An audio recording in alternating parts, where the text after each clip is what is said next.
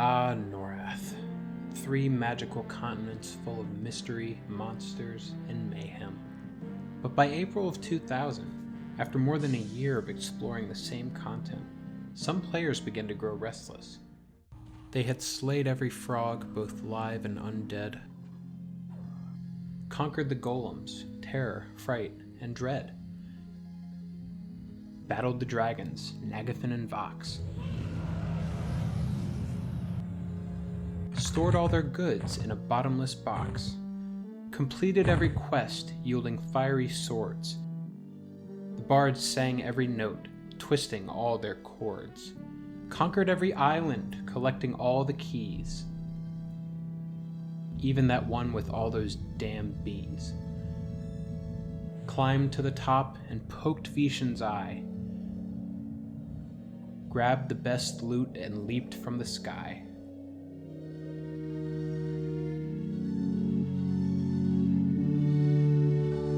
And so, the developers worked to create an expansion to Norrath's content, which would become the Ruins of Kunark, EverQuest's first expansion. It has been 21 years since Kunark came out. In honor of that, I decided to take the 21 most endearing aspects of Kunark, as chosen by me, and judge them by whether or not they're overrated, underrated, or properly rated. And how am I judging them? Well, purely subjective, but I'm taking into account how the player base reacted to them. So based on how I saw other players react to each aspect, I'm going to say if I think it's overrated, underrated, or properly rated. So, let's start with... Alright, starting off with a big one. I think this zone was properly rated. It's a great zone. I love it. And it's a great dungeon. But I have heard a lot of people, especially the enthusiasts, just people I've grouped with, I mean this is anecdotal, talk about it being this perfect dungeon, the model that others shall be judged by. That's just a bridge too far for me. I can't get there. It's not even my favorite Kunark dungeon, actually. I'll get to that in a minute. But I think it's a great dungeon. It's the natural successor to Lower Guck. It does a lot of great things, but people universally seem to acknowledge that it is this fantastic dungeon. And it's one of those places where there's no better feeling than being at the entrance, getting your key first, which is another great aspect of it. You had to get a key. It wasn't too hard to get a key, but it was a nice little barrier to entry. And you're sitting at the entrance to the zone, you got your LFG on, and someone says, hey, come to Bugs, come to Disco, come to Crypt. That was like the best feeling. And it was also one of those zones that you would just be there on like a Saturday night, a Friday night, and it was just popping. It was so crowded. There was all this great out-of-character chat. I mean, there was some bad out-of-character chat too. But it was just, it had this communal feel. It was almost like once you stepped into Sebilis, you were part of that community that had a Sebilis key. And it was kind of exclusive in that way. The loot from this dungeon was prolific. I mean, it was relevant for multiple expansions past Kunark. It did that perfectly. It did the whole 2-level thing great, I think. Crypt had a key. It was one of the first zones to have a separate exit from the entrance.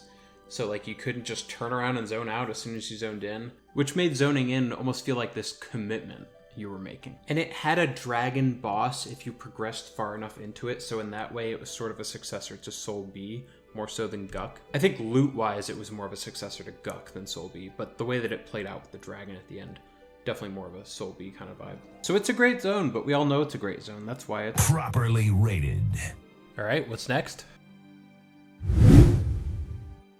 Alright, I'm going to get a bunch of dislikes for this, but I'm going... overrated. Okay, look, I mained an Iksar on live, so it's not like I don't know what I'm talking about. I'll give Iksars a couple of points. First of all, just pure resolution-wise, pixel density, whatever you want to call it, objectively, they were an upgrade.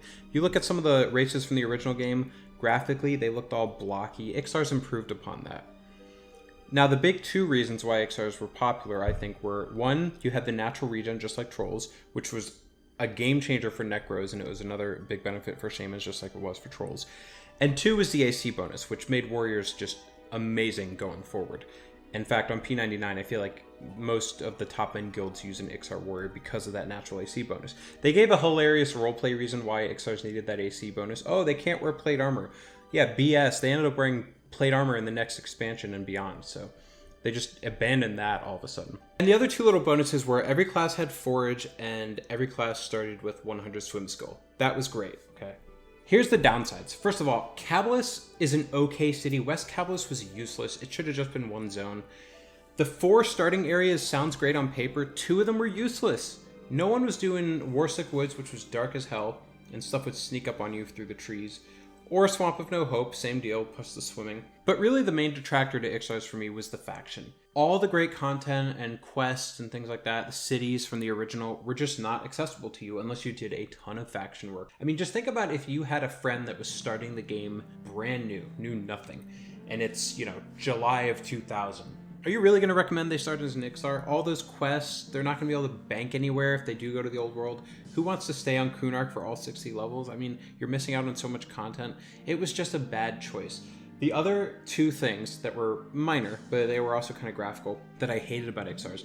First of all, I grouped with a few people over the years that were surprised to find out from their group that they had chosen a female Iksar. They didn't even know, because the females were almost indistinguishable other than having like little shades of pink coloring on them. A lot of people were like, what are you talking about? I'm a female. It's like, yeah, dude, you're a female. You got the little horns. And they're like, damn it, I'm already level 25 and I didn't even realize I picked a female by accident. And the other thing, this is a personal thing. When Iksars sit, their sitting animation, it looks like they're squatting over to take a shit. And I could not get used to that ever. I hated it always. So for me, Iksars... Overrated. Let's keep it moving. Overrated. Neither of these felt like cities. Maybe the goal wasn't for them to feel like cities, but this was people's first impression of the expansion, not counting Timorous Deep. This was the first impression, and I thought they both kind of sucked. Furion of I think, did a bit better job creating the atmosphere because you can see buildings still being built. Everyone's called a pilgrim. Over there, it's funny because playing an evil character most of my career, I actually used Over there more. But really, the fatal flaw there was they made it so that once you start hunting in either Kaesora or Karnors, you're going to lose faction, or Howling Stones. You're going to lose faction with the only city in the damn continent that is friendly to you. I thought they could have fleshed these out more. I thought that the boats could have been more frequent back on live even. Just more quests, more atmosphere. Make them feel safer, more guild masters, something. I didn't like them. I didn't like either of them. I never felt like I wanted my bind spot to be in either one of these cities, even if I did have the faction. And that's a bad sign. It's a city. I should want to bind here. I'm going to include disciplines in this discussion, but... Underrated. They gave players who are already maxed out on levels something new to work toward. And it's disciplines, it's spells, it's content that you would not have been able to do at level 50. Great addition to the game. It's a concept that they wouldn't revisit for a few more expansions because it's tricky to do it right, and they really did it right in this expansion. And it worked in more ways than just, let's throw 10 levels at them. It was giving warriors more hit points per levels. It was giving the right classes the right skill points that they could upgrade to a certain point. It was making the tanks tankier. It was fixing how do we differentiate between magicians and wizards more.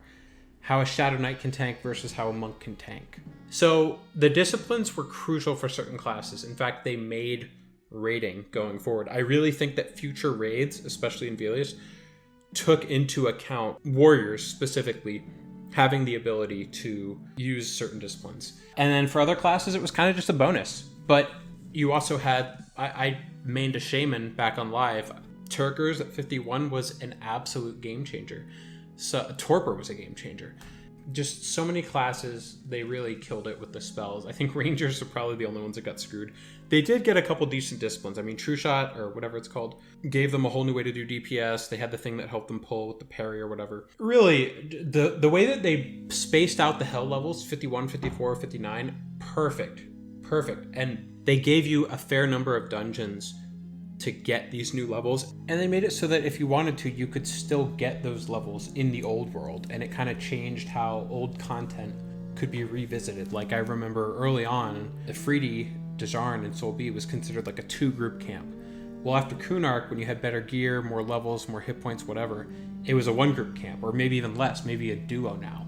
I think they did this really well. And the probably only downside really was that some of the spells were really rare, like Torpor and some of the other spells. But They also just gave certain classes their disciplines right up front. Like, you didn't have to earn it off of a rare mob. So they did those, I think, better. The spells should have been a bit more accessible, just like the disciplines were. And in some cases, they did a really good job of fixing what they had screwed up prior to Kunark coming out. For example, some classes got, like the Shaman Turger's Insects, you got a spell that basically improved upon one of your core abilities, which was being able to slow mobs. Right off the bat, as soon as you hit 51, you could get that spell. And then in a case of like a mage, they gave them a whole new game, which I think kind of ended up sucking for mages because it became their primary responsibility during raids. But they gave mages a whole new ability, which was Call a Hero. Either fixed, wizards to some extent, fixed, or just given a brand new ability that they were like, hey, this class is lacking, let's give them this. They solidified mages would have the best damage shields. Shamans the best slows, but enchanters the best hastes, wizards the best nukes, etc. Clarifying roles. But you get my point. They did a really good job with these 10 levels, and I think it was a critical part of this expansion. Properly rated. No one really went to these zones, unless you were farming something specific, probably Idol of Thorn. I had high hopes for these types of zones because the goblin animation looks so good compared to the goblins from the old world. I mean, the tongue hanging out looked awesome. This should have been one zone. They screwed this up. They really screwed this up. Take about a quarter of Nurga, maybe the Biryani part, jam it in with Droga, and you've got a better zone, but it's still so hard to get to. I will say, the few times that I ever either tried camping Idol of the Thorn or actually went here with a group in like my mid-30s, I had a good time. Mostly talking about Droga. Nurga just seemed like a mess and a waste. But they even tried revamping it later. They tried messing around with the Zem. They just couldn't get anyone to go there, and for good reason. They screwed this up. It's not a good zone. Should have been one zone. Cut most of Nurga. Yeah. Underrated. I think he's the most badass NPC in this entire expansion, with a little bit of competition from someone else who I'll talk about later. It's not about the raid encounter. Of course, there are tougher raid encounters in this expansion. It's about who he is as a character. Lore-wise, he was a member of the Ring of Scale. He went against their will and took advantage of a moment of weakness within the Iksar Empire, destroyed their city, got kicked out of the Ring of Scale, essentially, and decided to just take up residence in the core of Sebilis, which was the home of the Iksar Empire. I just want to read this part of the lore from the wiki real quick on Sebilis. Sebilis is the vast, ancient capital of the Iksar Empire, founded long ago by Emperor Venril Sathir. Talk about him later. From here, the Iksar Empire ruled for many years. After Emperor Gannick's destruction over the Field of Bone, a rogue faction of the Ring of Scale, led by Trakanon, rained death upon the capital city. Trakanon has remained to revel in his victory. Now the city lies beneath its ruins in Trakanon's teeth. So those ruins above Sebilis, where you go under to get in there, that's kind of, I guess, where some of the city was, and then some of it was underground, or maybe it wasn't underground, but now it is. Anyway, total badass character, and physically, he is terrifying. I mean, he has to be one of the top 5 most terrifying NPCs in the entire game. The teeth are huge. He's massive, like all dragons in this game are. Those eyes are so weird. Why do they look like that? And then you've got all this parts of his flesh that are just decaying. You can see his bone through his skin. Oh, he's so terrifying. I love it. It's the perfect character. He is the ultimate badass from Kunark. Love it. Underrated. What's next? Okay, this one I have to break up. For live, I'm going to say it was Properly rated. And for P99, I'm going to say it's Underrated. On live, this became like the quintessential 20s X spot. Now, maybe we were a little naive back then. We weren't using the Zem to our advantage. I just felt like it was that perfect mid-20s zone because you had the big open areas where you could kite, solo. You had the grouping spots like around the windmill or at the Sarnak Fortress. And you had the big lake in the middle with the higher level goblins. That was really for like mid-30s, maybe even 40s. But I just thought it was a great zone. And it was the first zone to feature a windmill outside of Ak'anon area. And I just think it was a really great stepping stone for anyone in their 20s. Now on P99, it's damn near empty all the time. You also had a bunch of great undead spots there that were good for clerics and necros, shadow knights even. Speaking of that fortress, I wanted to point out one thing about this zone that I think is kind of unique, is that when you're inside that fortress and you're in there for a while and you're deep in there, you kind of feel like you're in a different zone, even though you're still in Lake of Ill Omen. Almost like a sub-zone, like a zone within a zone. Actually kind of reminded me a little bit of what they ended up doing later on with Lost Dungeons of Norrath. But if you think about being in that part of the zone for a long time, you can't even see the sky. You can't see the lake, you can't see the windmill, you can't see Sebilis. Other than the out-of-character chat, it feels like you're in a different zone because it's like you're in this tunnel part that's just isolated from the rest of the zone and the rest of the player population that's not in that part of the zone. And most of the out-of-character chat is not going to be relevant to you because it's going to be about, train to windmill or whatever. And so I was thinking, how unique was this? Because I couldn't think of many examples. And this is kind of off the top of my head, but I did think about Frontier Mountains. When you go to that part in the Giant Fortress where you're in that deep tunnel, I think that kind of feels like this as well. And ironically, that's only one zone away. The other zone I thought about was from the original game, Everfrost. When you go into those caves under the water, Miragle Caves, that definitely felt like you were in this different zone, even though you were still in Everfrost. And then there's some other places that I kind of thought about, like, in the over there, when you go into that area where all the Scorpicuses are, when you're like inside, but it's not really big enough. Same with Field of Bone, when you go to that back area near the shore, it's still just not that big. Trakanon's Teeth, same deal where Emperor Gennik is. It's just not a very big part of the zone, and you don't really have a reason to spend much time in there. So the Sarnak Fortress, I thought that was a pretty unique characteristic of this zone. And I am thinking about these examples off the top of my head, so if you think I missed one, let me know. I guess it's the Zem thing that prevents people on P99 from using it much, but I still think it's a great zone. If they would just fix it and make it like 100% Zem so that there's no bonus or negative, I think people might use it more. It's kind of disappointing that it seems so empty on P99. On to the next. Properly rated.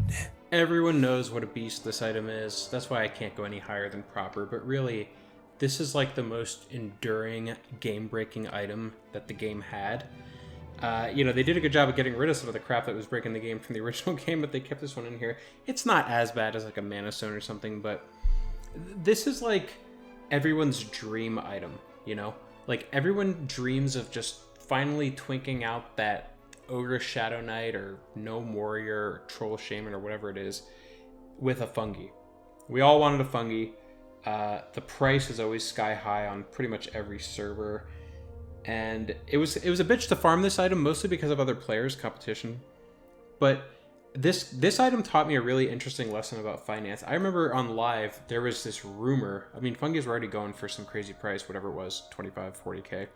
There was a rumor that the devs were gonna ban it or make it stop dropping, and just the rumor, they didn't actually do it, just the rumor skyrocketed the price up. And I was like, man, just rumors can influence something's price? Yeah. Anyway, this is a great item. It's ugly. I think they purposely made it ugly because they were like, this item kicks ass in all these other ways, let's just make it ugly. But whenever you see a really twinked out character and they got that ugly plain Jane chain tunic, you know what it is. It's a great item. Love it. This is one where I'll split up between P99 and Live. On Live, I think this zone was Properly rated. And on P99, I would say Underrated. Okay, let me talk about this zone generally before I get into those differences. The geography of this zone was shockingly diverse. There was nowhere in old school Norrath, the 3 original continents, where you would see this much change from forest/greens to snow to desert. It was great. I loved it. That whole run from the Druid Ring to the KC was great. You got to see all of it. I even liked the area near the Druid and Wizard Ring where it was like the undead and the giant combine lore piece that kind of never really got figured out until later on. Anyway, I like that aspect of it. I also like that you could get to it from, I believe, Frontier Mountains, definitely Feriona Vi. Nice short run for the good players that were able to use those outposts. Now, on P99, I feel like players don't really use this zone enough, and I get why, because of the whole Zem thing. It didn't have a great Zem. It was an outdoor zone. On Live, you constantly saw groups outside of KC just pulling whatever. just pulling random stuff to the KC walls. There's even different group spots called like South Wall, North Wall, whatever it was. And I love that. On P99, you know, I a couple years ago, I leveled a wizard to 60, and it was like 52-ish to 57, I think.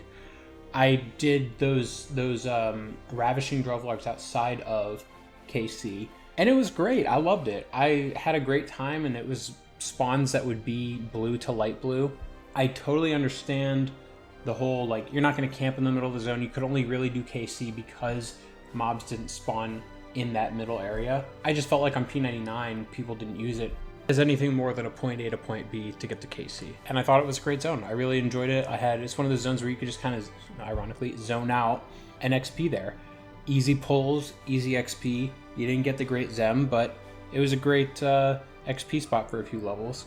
I would take XPing here in a group over City of Mist any day. Speaking of... Overrated.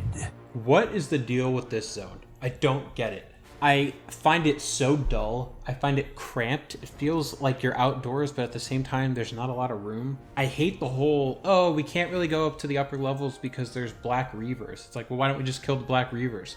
Oh, you can't because they're resistant to everything, and it's just best not to mess with them. Okay, so I got to do some little gimmick to shoot myself up to the second level. Yeah, pretty much, because killing the Black Reavers just isn't really an option. Well, what's up above the second floor? I see some more stuff. Pretty much just the same as what's on the second floor, but it just gets smaller and smaller. Like, what is the deal? I have done so many grind sessions in this zone where I just hate it from the beginning. I'm like, I don't want to be here. I can't believe this is the only place I can get a group right now. I don't want to be here. It's basically just a bunch of ghosts and skeletons and goos and Black Reavers that apparently no one wants to kill. Get me out of here. Properly rated. I hesitated putting these on here because I didn't really feel like they were part of the Kunark expansion. I feel like they just kind of came out during the expansion, but before the next expansion. In fact, I think they came out like 6 months after Kunark launched and about 2 months before the next expansion. But every single one of these epics has you going to Kunark to do something, so I'll include it. And simply because for some classes, they were a must-have. Clerics, mages, rogues, shamans. It's like they were a part of your class identity. You had to get it. And then for other classes, it was more of a vanity statement, like Shadow Knights, Necros. You didn't need it. It was a bonus if you had it. It looked cool when you were standing in the EC tunnel. It didn't really help you out that much. The fact that every single class got to experience what previously only paladins had experienced, which was literally to have a quest that was epic, was a great addition to the game. Everyone knows how awesome these were. That's why I say properly rated. But they were great. I'm so glad they added them. Overrated. Granted, I don't think they really nailed any of the ocean zones in this game. Although Iceclad was good. I really liked Iceclad. It was a whole lot of nothing, but then once you get to the islands, I liked it. Anyway, I liked the threat that there was always a dragon swimming around that could just get you, whether you were on the boat or not. I just never saw the damn thing. I don't know if that's because other players kept it down, or if the thing just had a really predictable pathing. But Faded Art never saw the thing unless it was for the Druid Epic. I like that they did try to vary up, like they had the Snow Island, the Oasis Island. You had the birds, you had the raptors, the chessboard, another mysterious chessboard appears. But this zone just kind of sucked. Like, if you're just riding the boat, it's really boring to look at. And there just aren't enough camps to make it worth anyone's while. The biggest redeeming factor of this zone was the pots. And they're so out of the way that most people don't even bother with them. And they changed the whole bind thing not long after the expansion launched. I just don't think it's a great zone. And the number of people I see trying to camp stuff in this zone, nah, it's overrated. Overrated. This is such a weird one. On P99, people don't seem to care too much about it, so I'm going to say properly rated in that regard, because that's about what it should be. Now, on live, there was such a weird fascination with this weapon. People had a fascination with doing the quest, getting it, showing it off in the auction zone. I think I was trying to figure out what was it that people were so obsessed with back in the day. And I know originally you could put it in the offhand, but I mostly remember it as a main hand weapon. Main hand only. First of all, warriors and rangers could dual wield it, and those are the only two classes that really got a ton of utility out of this thing, in my opinion. Now, even those two classes had issues with the weight, like it drained your stamina. But I think what it was is, A, it was one of the earlier weapons that had a decent ratio and had armor class on it, and B, it had the same ratio as some of the better two-hand weapons from pre-Kunark. And then the only other thing I can think of is the quest was kind of fun. Maybe it was cool to be able to say you did it. And it looked different. It looked unique. I think that was probably one of the bigger factors. But I just never got it. So live, I'm saying... Overrated. Weird one.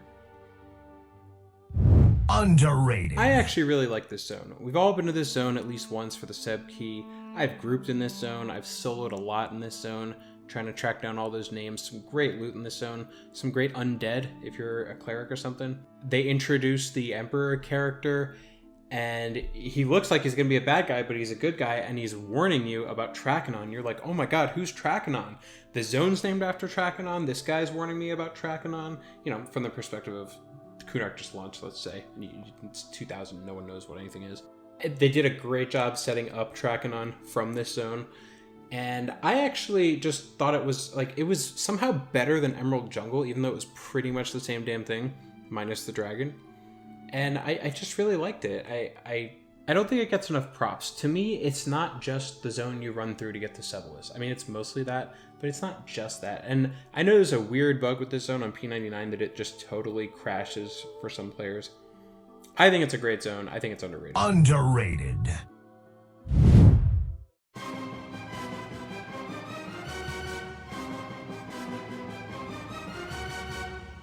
Well, I already gave the title of biggest badass in the expansion to Trakanon, and I stand by that. But this guy is badass number 2 on the list. There's something so evil and awesome about this guy. First of all, from a developer's perspective of how do we make an awesome raid encounter, you've got an NPC here who has not that many hit points, really, who has wiped out so many raids. I have been on a number of raids, mostly back in the day when people were still trying to figure out the best way to fight him, where you get into the fight and you're like, okay, I think we got him. His health's dropping pretty fast, and then everyone in our group is doing well. Oh wait, everyone in our group's health just dropped by like 40%, and his health just went up. What's going on here? And then all of a sudden a bunch of people die, and his health is just dropping, but it's shooting back up just as fast as it's shooting down. And you're like, what is going on here? This is crazy. He's so cool. He's got that cape. I'm a sucker for capes.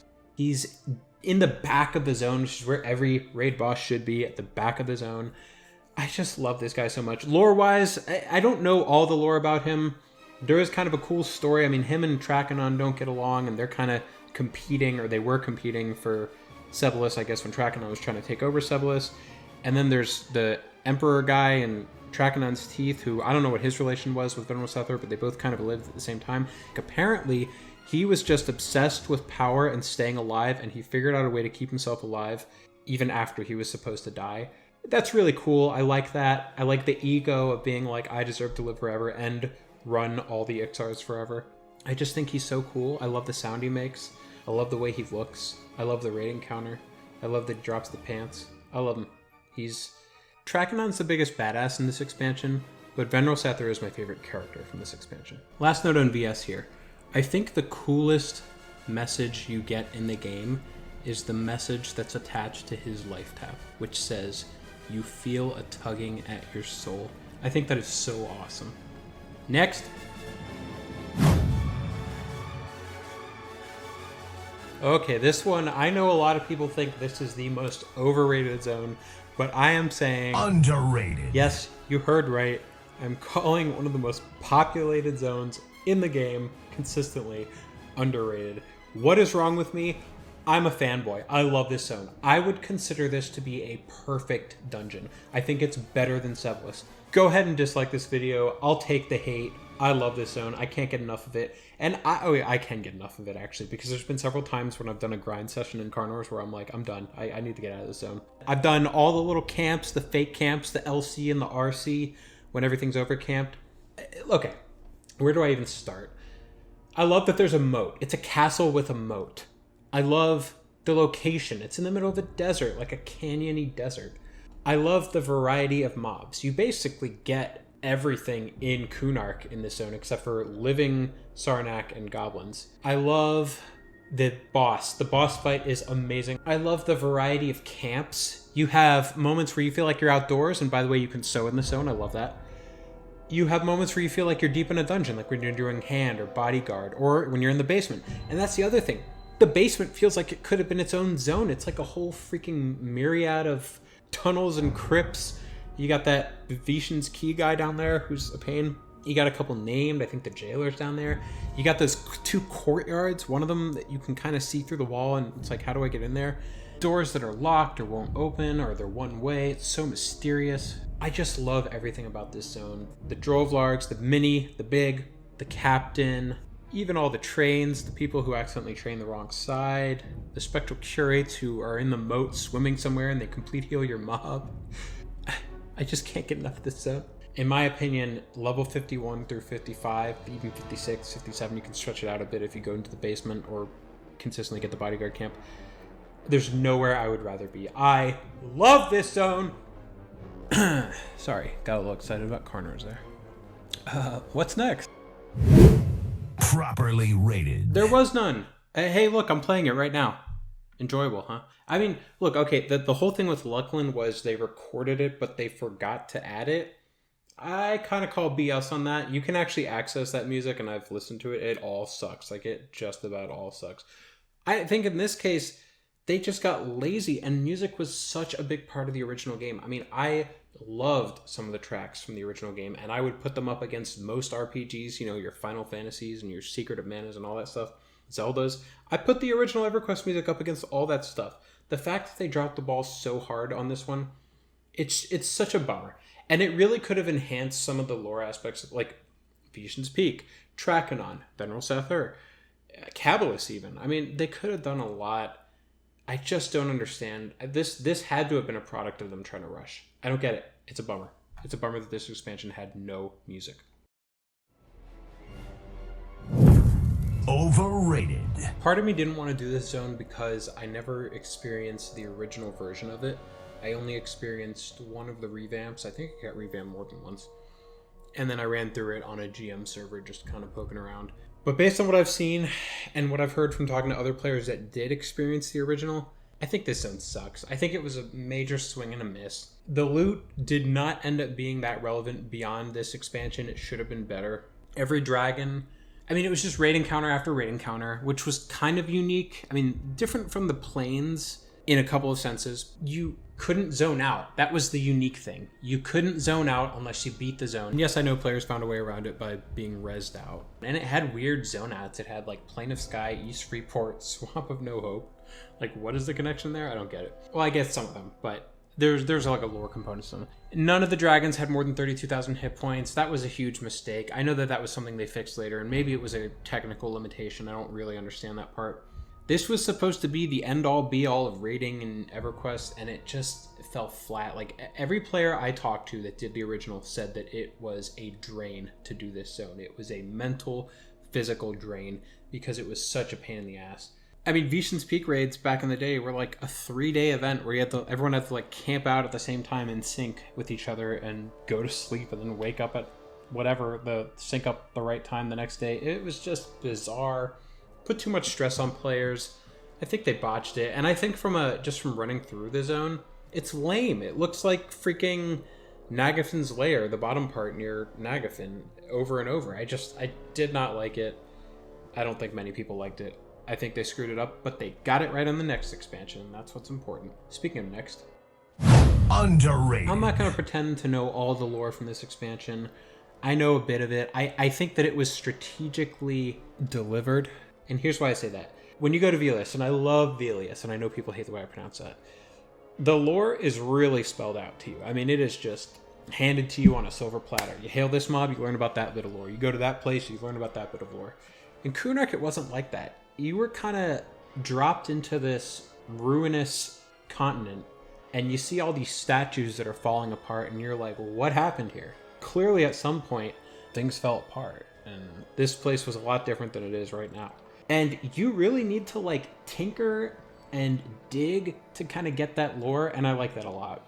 I mean, the lore about Trakanon, the lore about Karn or Venril Sathir, it's not spelled out for you. You gotta really dig.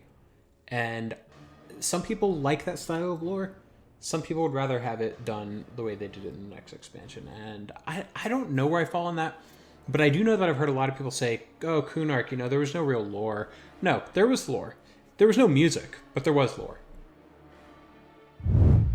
Underrated. I'm not going to go too deep on this one because I made a whole video during my walkthrough where I kind of explored it and showed what I liked about it. But I'm saying underrated because most of the time in this zone, on both P99 and back on live, people didn't tend to go any further than 3 of the floors. You got the entry-level floor, the one above it, and the one below it.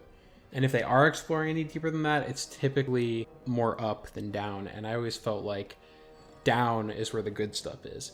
Now, from a design perspective, what really impressed me about this zone is you can tell they went into it with the mindset of Iksars need their Crushbone, their Black Burrow, their Befallen. And I think that they executed perfectly, which I think helped a lot of low-level Iksars feel like they didn't need to leave the continent to get that good low-level dungeon. This one had great zone experience modifier, some good quests that they could do. It was a great zone. I wish more people went deeper into it, but I really appreciated it. This was the hardest one on this entire list for me. I didn't say that already, did I? Okay, clearly there's something wrong with your zone when the developers do a revamp about a year after the zone came out. Clearly there's a reason people weren't going to this zone. On P99, you'll pretty much only find, in the pre-revamp version, people doing like the wizard area of effect kills, enchanters, and all that. I'm saying Underrated. because I legitimately think that this was a viable alternative, a decent alternative to Sebilis and Karnor's when those zones were packed. You wanted your dungeon XP. I thought this was a decent option. Now, this is sort of a broader conversation, but I used to think the reason why some zones fail in terms of not attracting more players is because they're so out of the way. But then I thought, well, Sebilis is out of the way and people go there. Temple of Veeshan's out of the way, people go there. If the content is good enough, people are gonna go there. If it's worth going there, they will go there. And this zone, people just weren't going there, except for like the raid items that they needed for their epic or for whatever. And I will admit, I wasn't exactly a frequent visitor there pre-revamp. In fact, even post-revamp, I found it kind of a pain in the ass. But I did a couple times on P99 and back in the day as well, where I had a couple good experiences there. One of the things I like about it is it feels like a legit dungeon crawl.